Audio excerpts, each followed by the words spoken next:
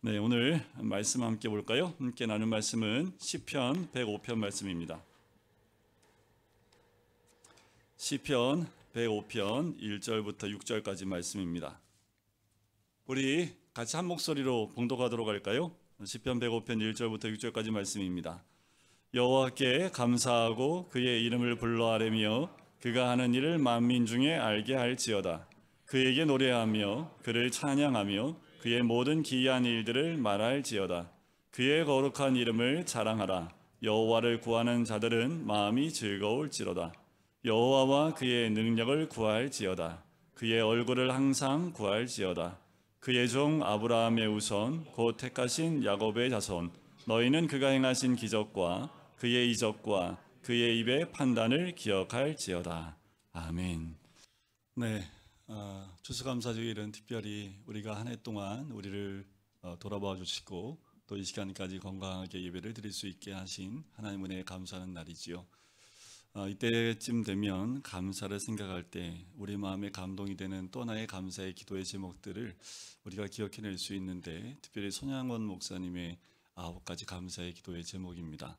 1948년 10월에 좌익과 우익의 이념 갈등 가운데 여순 사건이 있었지요. 그때 복음을 전하다가 첫째 아들과 둘째 아들이 총에 맞아 죽게 됩니다. 그때 두 아들의 장례식에 올렸던 손양원 목사님의 9가지 감사의 기도 제목입니다. 나 같은 죄인의 혈통에서 순교의 자식을 낳게 하시니 감사합니다. 허다한 많은 성도 중에서 이런 보배를 나에게 주셨으니 감사합니다. 삼남 삼녀 중에서 가장 귀여운 맏아들과 둘째 아들을 바치게 하시니 감사합니다. 한 아들의 순교도 귀하거늘 하물며 두 아들이 함께 순교했으니 더욱 감사합니다. 예수 믿고서 와석 종신에도 복이라 했는데 전도하다 총살 순교했으니 더욱 감사합니다.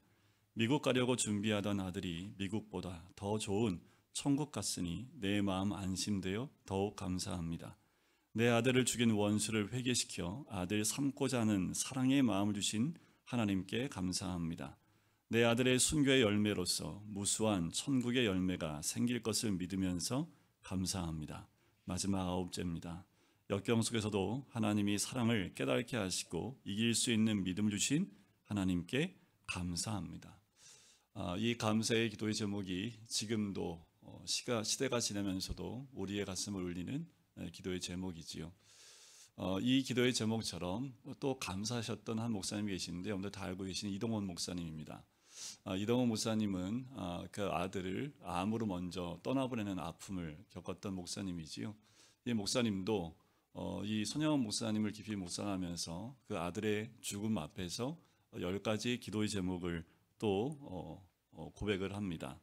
그것도 참 저희가 함께 나누면 좋겠다라는 생각이 들어서 그 제목을 함께 제가 읽어드리도록 하겠습니다. 아들이 그 지독한 암의 통증에서 해방되어 감사합니다. 영광의 나라 천국에 입성하여 감사합니다. 그동안 유머가 많았던 아들로 인해 누린 기쁨을 감사합니다. 단 한 번도 불평 없이 자랑만 하던 아내와 애교 덩어리 손자를 남겨주어 감사합니다. 어려서 게임을 좋아하더니 게임 변호사가 된 것을 감사합니다. 아들의 고통을 통해 예수님을 내어주신 하늘 아버지의 고통을 알게 하심을 감사합니다. 아들의 암투병을 통해 수많은 암 환자의 고통과 연대하게 된 것 감사합니다. 또한 자식을 먼저 떠나보낸 수많은 부모들의 고통과 연대하게 되어 감사합니다. 아들의 치유를 위해 기도한 수많은 중보 기도자들과 한 지체가 되어 감사합니다. 마지막 10번째는 아들이 간 천국을 더 가까이 소망하게 되어 감사합니다. 특별히 이렇게 이동호 목사님도 아들의 그 죽음 앞에서 감사의 기도의 제목 10가지를 기록하고 또 고백했던 이 기도의 제목, 여러분들 이럴 때 우리가 감사할 수 있을까? 처음부터 좀 무거운 감사의 기도의 제목일지 모르겠지만 우리의 입술에 있는 감사는 과연 어떠한 감사입니까? 여러분들 옆에 앉아있는 분이 계시기에 감사하지 않으십니까? 우리 옆에 분하고 이렇게 인사할까요? 내 옆에 앉아주셔서 감사합니다.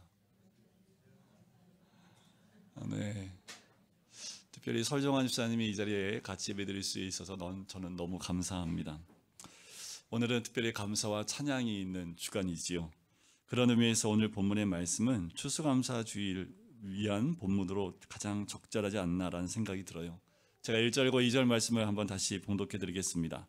여호와께 감사하고 그의 이름을 불러 아뢰며 그가 하는 일을 만민 중에 알게 할지어다. 그에게 노래하며 그를 찬양하며 그의 모든 기이한 일들을 말할지어다. 평생 이렇게 하나님께 감사하고 간증하고 찬양하며 사는 것이 예수님 안에서 우리에게 허락하신 정말 말할 수 없는 축복인 줄 믿습니다. 우리 입술에 감사가 있고 찬양이 있는 것 하나만으로도 얼마나 기쁘고 감사한지 모르겠습니다. 그런데요, 안타깝게도 우리의 현실은 그렇지 못합니다. 목사님 저 자신부터 감사와 간증과 찬양보다는 글쎄요, 근심이 있고 염려가 있고 우울할 때가 많음을 고백합니다. 내 자신에 있는 저희 집안이 원래 걱정이 많은 집안이라고 제가 많이 고백을 했지요. 네, 그런 집안에서 자라서 걱정도 많지만 또 우리 성도님들에게 들려오는 소식들을 들을 때마다 마음이 정말 가슴이 덜컹하는 그 소식들, 또 눈물을 흘려야 될 소식들, 괴로운 소식을 들을 때마다 새벽마다 그리고 잠을 들 때마다 그리고 책상에 앉아 있을 때마다 어려움을 겪고 있는 우리 성도님들, 또 생사를 오가고 있는 우리 성도님들의 생각을 하면 글쎄요, 마음의 즐거움이라는 것보다 무겁고 또 마음에 괴로울 때가 더 많은 것이 현실입니다. 어떻게 해야 될까? 목사로서 어떻게 해야 될까라는 그 물음표와 함께 괴로워할 때도 참 많지요. 즐거운 마음으로 밥 한 번 먹기가 쉽지 않을 때도 있음을 고백을 합니다. 그래서 항상 마음 상태를 점검하지 않으면 저 자신도 걱정과 근심과 괴로움과 우울에 빠질 때가 많음을 어찌할 수 없지요. 그래서 감사와 기쁨으로 마음을 지켜 가야겠다는 결단과 함께 또 주님을 찬양하고 감사의 기도의 제목을 찾고 내 마음을 주님께 올려드리는 경우가 많습니다. 그렇지 않으면요, 금방 우울해지고요, 염려가 나를 휘어잡고 두려운 상태에 빠지기 쉽기 때문에 그렇습니다. 여러분 중에 추수감사주일이지만 마음의 걱정과 염려와 또 이런 것들이 많은 분들이 많을 것이에요. 여러분도 하나님이 기적을 베푸신 것을 믿으십니까? 하나님께서 행하신 일을 간증하라고 부탁을 하면 무슨 간증이요? 없다고 얘기하실 분이 있을지 모르겠습니다. 하나님은 기적의 하나님이라 믿지만 내 삶 속에 그런 기적이 있을 수 있을까? 이 기적을 위해서 구하는 기도도 하기가 쉽지 않은 우리의 모습을 발견하게 되지요. 그러면 우리의 마음 상태를 점검하고 감사하고 간증하고 찬양하는지를 돌아볼 이 추수감사절이 우리에게는 참 중요한 절기 중에 하나입니다. 여러분들 특별히 오늘 하루는 그 어느 때보다 감사의 기도의 제목을 1월부터 11월까지 하나하나 찾아보는 시간이 되었으면 좋겠습니다. 근심과 걱정이 있다 할지라도 주님이 허락하시고 주님이 부어주신 은혜가 얼마나 큰지를 한번 확인해 보는 날, 이 날이 추수감사주일이지요. 우리에게 감사할 이유가 없어서 감사하지 못할까요? 아니요. 받은 은혜를 기억하지 못해서 감사하지 못하는 것이지요. 12자녀 중에 막내로 태어난 목사님이 계신데 12자녀 가운데 막내입니다. 그런데 앞에 있는 10명의 형제는 일제시대와 전쟁을 겪으면서 다 죽었대요. 2명만 남았는데 자기가 태어날 때 부모님이 하나님께 자신을 목사님으로 바치겠다 서원하면서 자녀를 낳게 됩니다. 자, 그런데 목사님이 3살 때 이제 부모님하고 피난을 갔다가 공주 근처에서 부모님과 떨어지게 됩니다. 왜 3살 나이면 그럴 때 나이지요.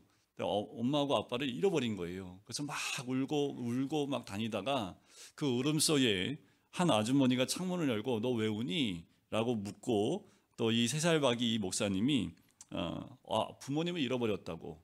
근데 이 아주머니가 이 3살 박이 아이를 등에 업고 공주 시내를 다 다니면서 이 아버지하고 어머니를 찾으려고 하셨던 거예요. 너무나 많이 울어서 지쳐서 이제 그 아주머니 등 뒤에서 이제 잠이 들었다가 깼는데 자기 눈앞에 아버지와 어머니가 눈물을 흘리며 있는 모습을 찾게 됐다고, 발견하게 됐다고 얘기를 해요. 그때를 생각하면 그때 부모를 잃었다면 나의 삶은 어떻게 되었을까? 그 생각만 하면 감사가 끊이지 않는다라고 고백을 합니다. 여러분들 이 목사님만 그럴까요? 여러분들 만약 그때 그 위기에서 건진받지 못했다면 이라는 그런 사건들이 우리 가운데는 없습니까? 은혜로 살지 않는 사람 한 사람도 없습니다. 실제 우리에겐 감사할 것이 너무 크고 또 많지요. 그것을 보는 눈이 뜨였느냐가 중요합니다. 아무리 힘든 일이 많아도요, 하나님께서 나를 위해 독생자를 주시는 그 사랑, 그것은 끊이지 않습니다. 어떤 처지와 형편에 있을지라도 십자가에서 피 흘려 죽으신 예수님의 은혜 안에 있음은 변하지 않지요. 아무리 기가 막힌 환경 가운데 있다 할지라도 보혜사 성령께서 우리 안에 계시다는 것은 그 사실은 변함이 없습니다.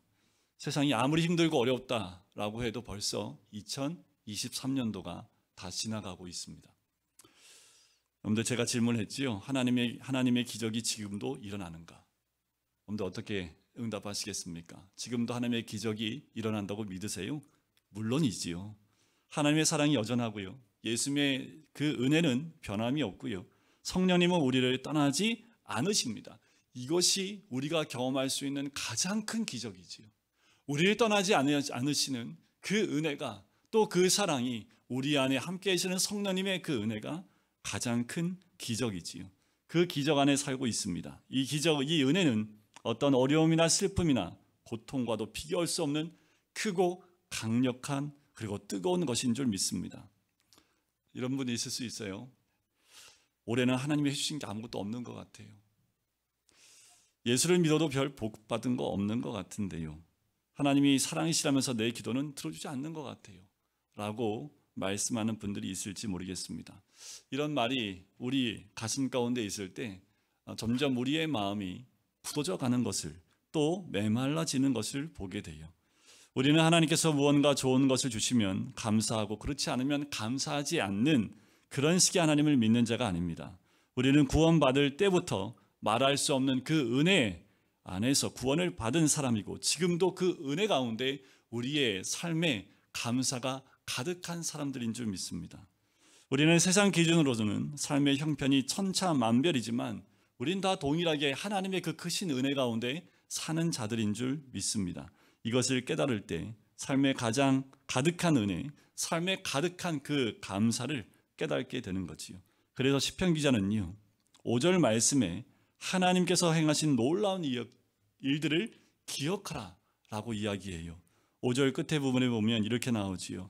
그가 행하신 기적과 그의 이적과 그의 입의 판단을 기억할지어다.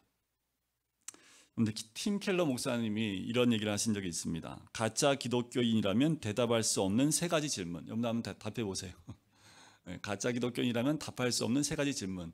제가 질문을 보면서 저도 한번 점검을 해봤습니다. 첫 번째는 당신의 삶에 나타난 하나님의 임재하심의 증거가 있는가? 두 번째, 성격이 당신을 변화시키고 있다는 성경이 당신을 변화시키고 있다는 증거가 있는가? 마지막 세 번째, 하나님의 자비에 대한 감사가 자라나는 증거가 있는가?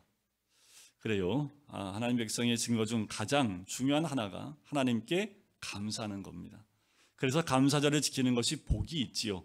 하나님께 감사하는 것은 하나님 나라 백성이라는 가장 뚜렷한 특징입니다. 하나님께 대한 감사는 결정적인 증거이지요. 하나님 믿지 않는 사람은 이것을 이해할 수도 없고 감사할 수도 없지요. 여러분, 우리가 잘 알고 있는 헬렌 켈러 여사는 보지도 못했고 듣지도 못하고 말하지도 못하는 장인이었습니다. 하지만 이분은 대학에 들어가서 우등생으로 졸업을 하지요. 많은 책을 썼고 많은 연약한 자들을 또 용기와 희망을 넣어주는 일을 하셨던 분입니다. 노년에 이르렀을 때 한번 신문기자가 이런 질문을 해요. 이따금 하나님께 불평하고 원망하신 적은 없습니까? 그때 헬렌 켈러 이분이 단호하게 말합니다. 없습니다.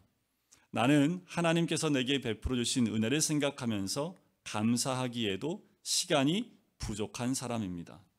그녀의 임종 때 남긴 말은 이 말이었습니다.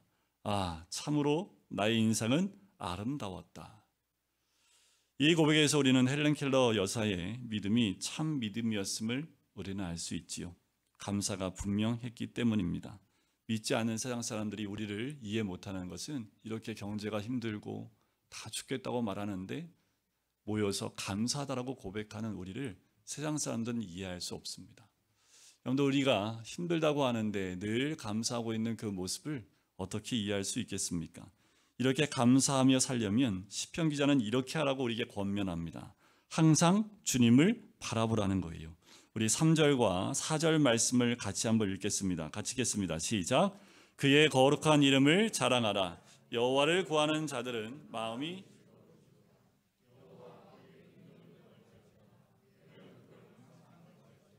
우리가 감사할 수 있는 건 구하는 겁니다. 여호와의 얼굴을 구하고 여호와의 얼굴을 찾는 거지요. 항상 함께 하시는 주님을 바라보았던 요셉은 그 주인 보디발과 간수장의 눈에 사랑스러웠습니다. 어려서 포로로 잡혀갔지만 항상 하나님을 바라보며 하루 3번 기도했던 다니엘은 바벨론과 메대와 또 바사 3나라에 걸쳐 총리로 쓰임을 받게 되지요. 주님을 바라보면 감사와 사랑과 기쁨이 있습니다. 여러분, 매 순간마다 그 주님을 바라보시길 주의 이름으로 간절히 축원드립니다. 오늘은 작정하고 바라보라고 우리에게 추수감사절을 허락해 주신 거예요. 오늘 하루만큼은 정말 여러분들 작정하고 주님을 바라보셨으면 좋겠습니다. 걱정 근심거리 있는 거 알아요. 여러분들 괴로운 것도 또 해결되지 못한 것도 있는 것도 압니다. 하지만 그것보다 그 위에 계신 주님을 바라보며 하나님의 은혜와 그 기쁨을 누리는 것, 그것이 더 큰 우리에게 회복과 그 은혜가 있을 줄 믿습니다. 어떤 여선교사님이 이제 사역을 정리하면서 열심히 사역했는데 아무런 결실도 없는 그 답답함 가운데 늘 있었을 때 이번에 청천벽력 같은 소식이 들려옵니다. 유방암에 걸린 거예요. 아무것도 이룬 것도 없는데 이제 병까지 걸려서 이제 사역도 더 이상 할 수 없는 그 애통함 가운데 이제 주일 예배 중에 몇 안 되는 교인들에게 고백을 합니다. 자신이 너무 무능했고 선교의 열매도 없고 또 암에 걸렸다는 사실, 이제 남은 기회가 얼마 없음에 애통함으로 고백을 합니다. 그런데 늘 반응이 없던 그 교인들이 선교사님을 위해서 기도하기 시작을 합니다. 돌아가며 금식 기도를 합니다. 선교사님은 암으로 투병해야 할 형편이 되었지만 교인들은 기도하면서 교회 영적 분위기가 갑자기 달라지기 시작을 한 거예요. 그리고 얼마 뒤에 이제 수술하러 들어갔더니 의사가 놀라운 이야기를 합니다. 암이 굉장히 작아졌고 줄어들었다라는 거예요. 교인들이 더 놀랐습니다. 그리고 자신들의 기도의 역사가 일어나는 것을 이들이 경험하게 되지요. 그 이후에 이 선교사님을 통해서 더 큰 열매가 그 이후에 일어나기 시작을 합니다. 약해진 것도 암에 걸린 것도 다 감사 제목임을 그때야 알았습니다. 라는 믿음의 고백을 하게 됩니다. 여러분, 우리의 환경은 내가 원하는 대로 되었을 때 감사하는 것이 아니라 어떤 환경이 있다 하더라도 우리의 삶을 인도하시는 그 하나님의 은혜가 있기에 그것에 감사하고 나갈 때 하나님은 반드시 기적처럼 역사하실 뿐만 아니라 우리의 삶을 다시 바꿔주시고 감사의 제목으로 바꿔주시는 하나님의 은혜가 있는 줄 믿습니다. 하나님께 감사드리고 싶은 마음을 담아서 우리는 추수감사헌금을 합니다. 우리의 추수감사헌금에는 하나님에 대한 우리의 믿음과 감사가 그대로 드러나지요.